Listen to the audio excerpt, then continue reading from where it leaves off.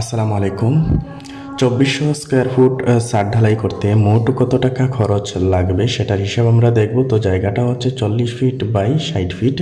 তো দৈর্ঘ্য আর গণপ্রস্থ করলে আমরা পেলাম 2400 স্কোয়ার ফিট। 2400 স্কোয়ার ফিট জায়গায় আমরা 5 ইঞ্চি ঢালাই করব। তো 5 ইঞ্চিকে যদি আমরা ফিটে কনভার্ট করি তাইলে 5 ইঞ্চিকে 12 দ্বারা যদি ভাগ করি আমরা পেয়ে যাই 0.417।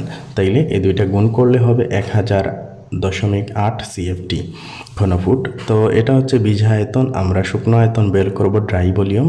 তো এটাকে আরও 1.5 গুণ বাড়িয়ে নিতে হয়, কারণ বীজানোর পরে যে আমরা যে আয়তন মশলাটা একত্র করার পরে আমরা যে ফর্মে ঢালাই করি, ঢালাই করার সময় কিছু মশলা নষ্ট হয়, সেই জন্য আমরা 1.5 গুণ বাড়িয়ে নিই এই বীজ আয়তন থেকে।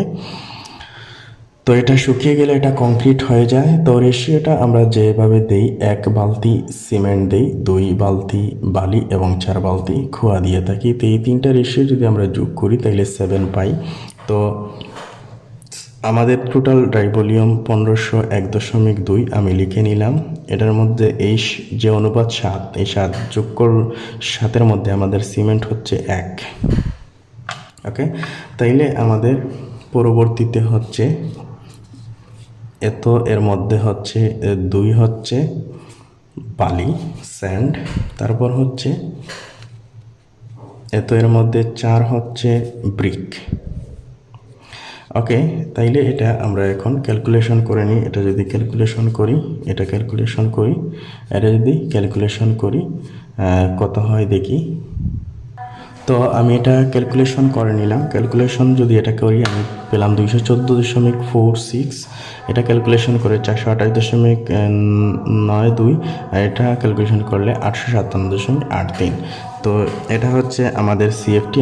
আমরা এটাকে যদি 1.25 দ্বারা ভাগ করে নিই তাইলে আমরা কত বস্তা সিমেন্ট সেটা পেয়ে যাব।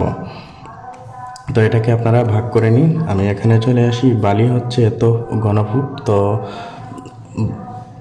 ফিল্ডে এটা শুধু ফুটই বলে, ঘনফুট না বলে শুধু ফিট বলে। তাইলে এটা আমরা ধরে নিলাম 30 টাকা ফিট, যেহেতু সিলেটের বালি 30 টাকা। তো বিভিন্ন জায়গায় বিভিন্ন রেটের বালি রয়েছে, স্থান ভেদে, এরিয়া ভেদে এগুলোর পরিবর্তন হয়। তাইলে 428.92 গুণন যদি আমি 30 দিই তাইলে আমি পেয়ে যাই 12,866। তাইলে 12,870 টাকা আমি ধরে নিলাম, এত টাকা। তারপর উপরের যেটা ছিল 214.46 ভাগ হচ্ছে 1.25। ওকে, তাইলে এটাকে আমি যেটা পেলাম সেটা হচ্ছে 171.57। তো এটা হচ্ছে ব্যাগ। তাইলে এটা টোটাল 172 ব্যাগ। এক ব্যাগ সিমেন্টের দাম 470 টাকা ধরে নিলাম। বাজার দর আপনাদের বাজার দরটা জেনে নেবেন, কারণ এগুলো রেট আপ ডাউন করে। সেজন্য সঠিক হিসাবটা পাওয়ার জন্য আপনারা আপনাদের বাজার দরটা কষ্ট করে জেনে নেবেন। ওকে, তারপর আমরা ব্রিক ক্যালকুলেশন করব। ব্রিকটা ক্যালকুলেশন করে রেখেছি। তো আমরা 9 দ্বারা গুণ করব, কারণ 9টা ইট যদি আমরা ভাঙি তাইলে 1 CFT পাই। সেজন্য আমরা 9 দ্বারা এটাকে গুণ করে নিলাম। তাইলে পেয়ে গেলাম 7,720.47। ওকে, তাইলে 7,721 ধরে নিলাম। 21টি ইট, একটি ইটের দাম 13 টাকা ধরলাম।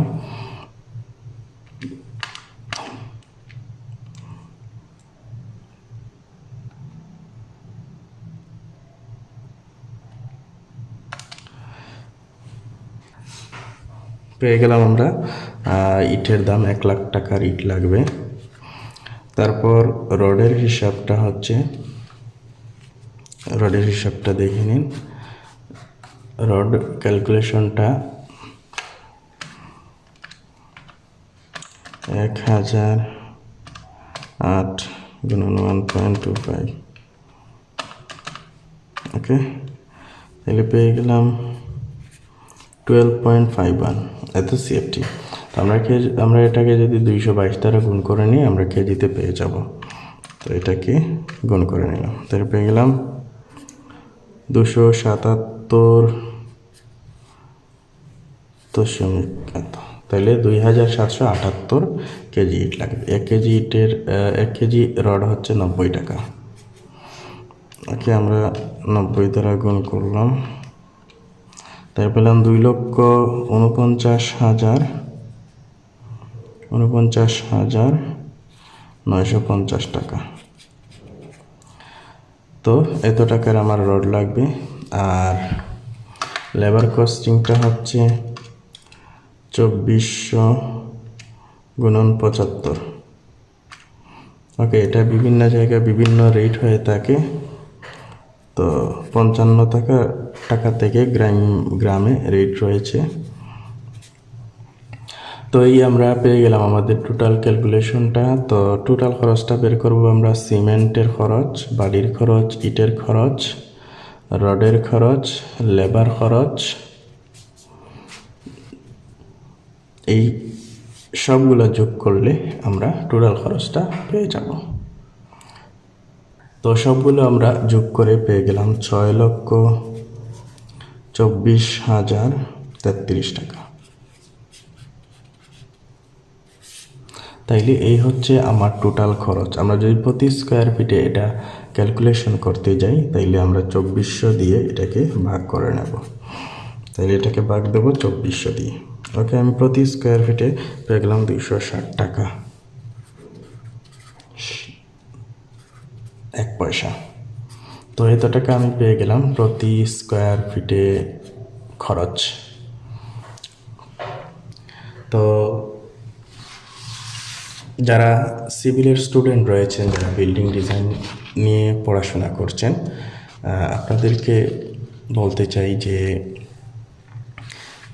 থিওরিটিক্যাল যত পড়াশোনা করবেন এগুলো লাইফে কোনো কাজে আসবে না। একটা প্র্যাকটিক্যাল বা একটা স্কিল আপনাকে অনেক দূর এগিয়ে নিয়ে যেতে পারে। তো এই হচ্ছে আমার চ্যানেল। আমাদের চ্যানেলের মাধ্যমে বিভিন্ন কোর্সের বিজ্ঞাপন দিয়ে থাকি। তো আমাদের প্রতিষ্ঠানটি হচ্ছে বিল্ডিং ডিজাইন ইঞ্জিনিয়ারিং প্রতিষ্ঠানটা হচ্ছে সিলেট পলিটেকনিক মেন গেটে। এবং অনলাইনে যদি আপনারা করতে চান তাইলে আমাদের হোয়াটসঅ্যাপ নাম্বার রয়েছে, সেই নাম্বারে নক দিবেন, আমরা অনলাইনে কোর্সটি করাবো। তো আমাদের কোর্সগুলো রয়েছে AutoCAD 2D 3D, SketchUp 3D, Studio Max 3D, Blender 3D, Revit Architecture 3D, ETABS for Building Design, StaadPro for Building Design। দুইটা একই, কিন্তু আমরা ETABSটা বেশি ব্যবহার করি। আর ডিপ্লোমার যারা স্টুডেন্ট আছেন তাদের ষষ্ঠ পর্বে 2016 প্রবিধানের ষষ্ঠ পর্বে সিভিল ইঞ্জিনিয়ারিং সফটওয়্যার একটি বই দেওয়া আছে যেখানে StaadPro নিয়ে অ্যানালাইসিস করা হয়েছে। তো চাইলে আপনারা এটা শিখতে পারবেন। তারপর ফুল বিল্ডিং এস্টিমেট রয়েছে, সাথে সাইট সুপারভিশন পাবেন। তো যারা অনলাইনে আছেন আপনারা সরাসরি লাইভের মাধ্যমে ক্লাস করতে পারবেন। তাছাড়া আমরা সাইটে গিয়ে আমরা ভিডিও করব যে কোন কোন জিনিস সাইটে গেলে চেক করতে হয়, ভিডিও করে আপনাদেরকে প্রোভাইড করব। তারপর যারা কম্পিউটার বেসিক জানেন না, সিভিলের জন্য আমরা কম্পিউটার বেসিক কোর্সটি করাচ্ছি, শুধুমাত্র সিভিলের জন্য যেগুলো গুরুত্বপূর্ণ। তো কোর্স ডিরেক্টর বা কোর্স ইনস্ট্রাক্টর সম্বন্ধে এখানে লেখা রয়েছে। তো এই ছিল আমাদের আজকের ভিডিওটি সম্বন্ধে যদি কোনো মতামত থাকে অবশ্যই কমেন্ট সেকশনে জানাবেন। আমি আবারও বলছি, একজন বন্ধু যদি কিভাবে সাইকেল চালাতে হয় বই নিয়ে পড়ে, আর আরেকজন যদি সাইকেল নিয়ে মাঠে নেমে যায়, তাহলে কে আগে শিখবে সাইকেল চালানো? অবশ্যই যে মাঠে সাইকেল নিয়ে নেমেছে। তো আপনাদের সিস্টেমটাই কি যারা এখনই রানিং স্টুডেন্ট অবস্থায় AutoCAD শিখবেন তারা একজন প্রপার ইঞ্জিনিয়ার হতে পারবেন। আর যারা চিন্তা করবেন 4 বছর ডিপ্লোমা শেষ করে AutoCAD শিখবেন, ডিজাইন শিখবেন, এস্টিমেট শিখবেন, 3D ভিউ শিখবেন, তারা কখনোই শিখতে পারবেন না এবং আপনি একজন স্কিলফুল মানুষ হিসেবে গড়ে উঠতে পারবেন না, একজন ইঞ্জিনিয়ার হিসেবে সমাজে প্রতিষ্ঠিত হতে পারবেন না।